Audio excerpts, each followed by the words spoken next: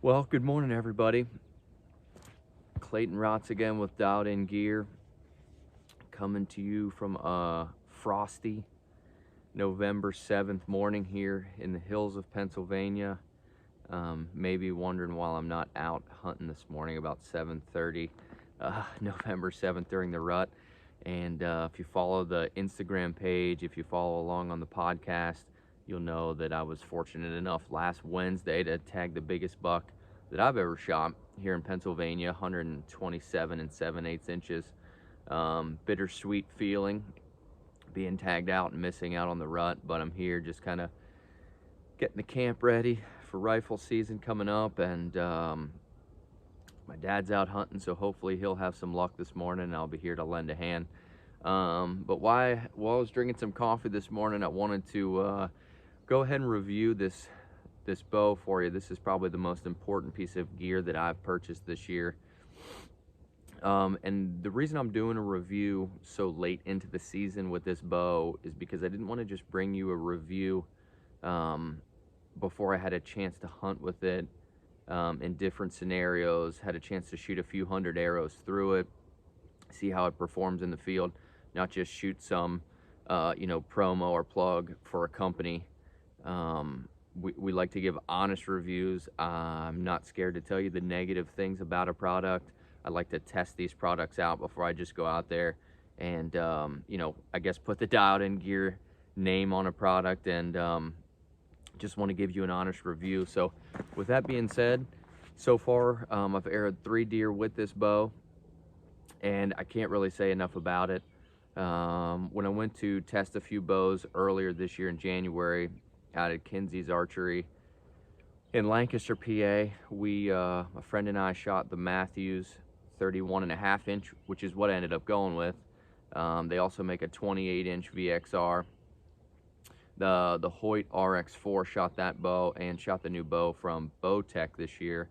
Been a Mathews guy my entire life, so it was really going to be someone was going to have to make one hell of a bow for me to want to switch over to a different company. But just from the smoothness, the draw weight, the speed, the quietness of this bow, and honestly the aesthetics of this bow, the VXR 31.5 inches, what I went with. Could not be more pleased with my purchase this year. So I will include a link to Mathews' website, so if you want to dive into the real nuts and bolts and the techie stuff on this bow, you can do that. The specs for my bow, VXR 31.5-inch model, axle to axle, shot the 28. Like I said, it was really top heavy for me. I did not like the way it felt in my hand. It was smooth. I can see where in a tree stand hunting scenario it would be great if that bow felt good to you. It's nice and compact, light, easy to maneuver in the tree. But for me, in the scenarios that I hunt in, and after shooting these bows, the 31.5 is what I settled on. I can't say enough about how quiet this bow is. The first doe I shot this year, the bow went off, and the other deer in the field didn't even know what happened on a dead calm evening in October. So I can't really talk enough about really how quiet this bow is. I have not put it on a chronograph yet, but I believe it's probably shooting somewhere in the 275 feet a second range, something like that. The one cool thing about this bow, and it might just be me because I am into the aesthetics of things, this new ambush green color is new from Mathews this year.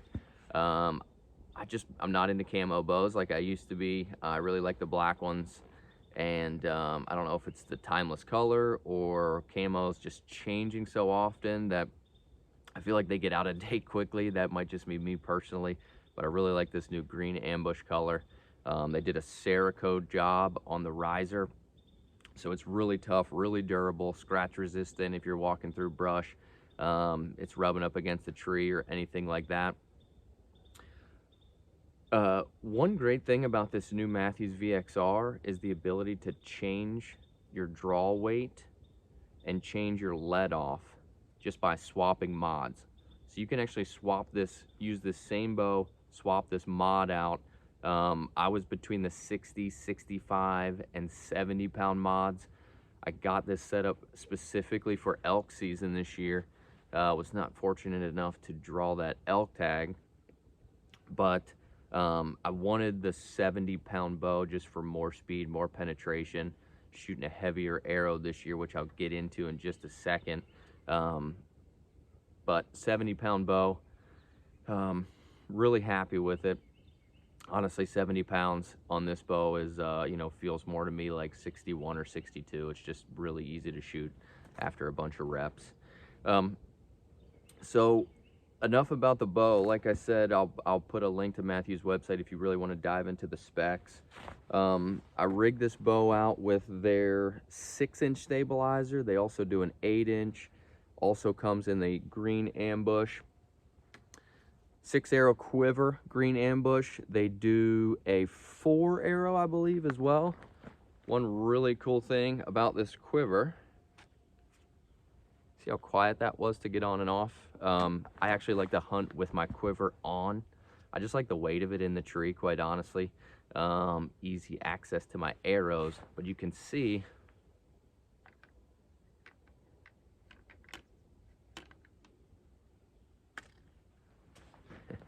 little clunky how easy that was to get on and off, and how quiet it is. New quiver from Mathews matching on this bow as well. I like my stuff to match for some reason. The sight I went with, Spot Hog Fast Eddy. I guess technically it is a single pin, only one vertical pin that does have a cheater dot. So when you have this bow dialed in at 70 pounds, which is what I'm shooting, my top dot is going to be 20. My bottom dot, the cheater pin, is going to be at 32 yards. One reason that a lot of people don't like the slider sight, especially during the rut when deer are kind of jazzed up and not really standing still, not feeding,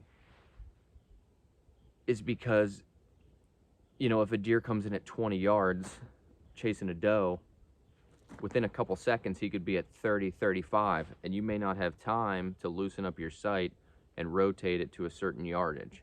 So that's why I like that cheater pin. I keep it set on 20 when I'm in the tree. If a deer comes in at 30, 35, I can just bump down and put that cheater pin on his vitals and shoot. So really cool sight. Glad I went with it this year. Continue to do some testing. Like I said, 3 deer, 3 arrows. So not really a negative word to say about that. Diving into my arrow setup.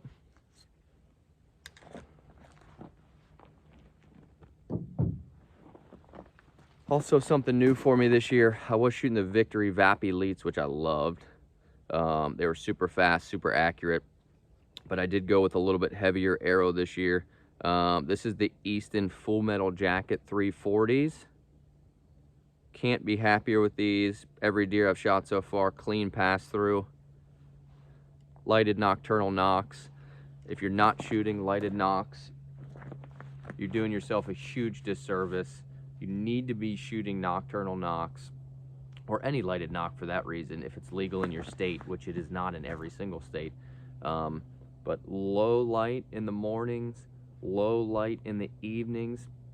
Nocturnal nocks are not only great to watch your flight pattern through the air to see where that arrow buries into the animal, but when you're tracking the animal, finding the arrow to me is really important to kind of tell you the story of what happened when that arrow went in the deer or the elk or pig or whatever it is, to kind of give you a few hints on what the blood trail is going to look like, whether it was a good hit or not.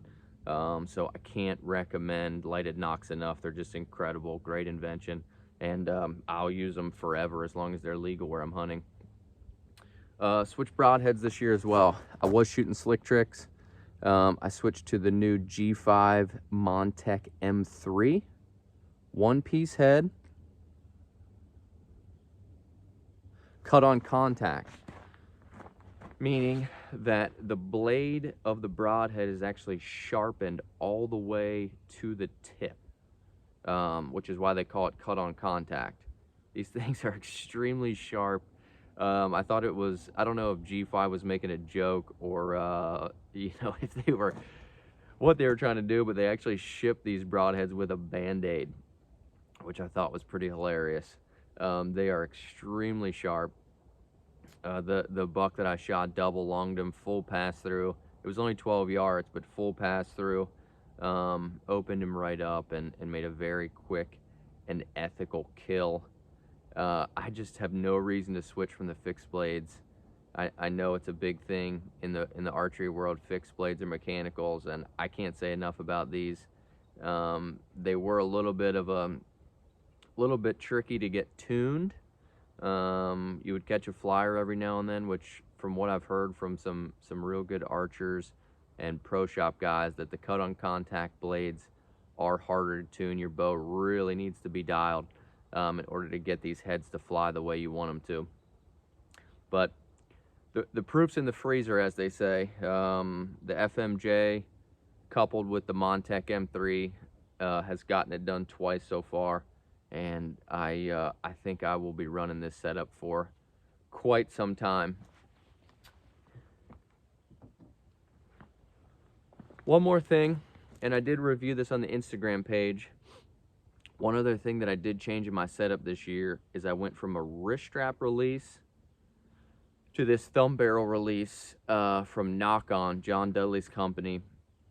I believe this is actually a Carter release that he's made some tweaks to in the thumb barrel and in the way you can tune the release.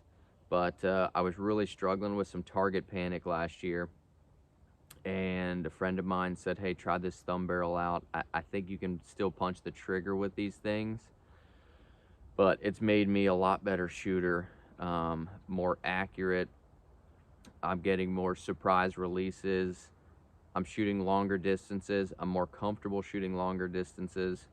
You know, when you switch to a thumb barrel and you're not wearing a wrist strap, sometimes you get a little bit freaked out not knowing where your release is.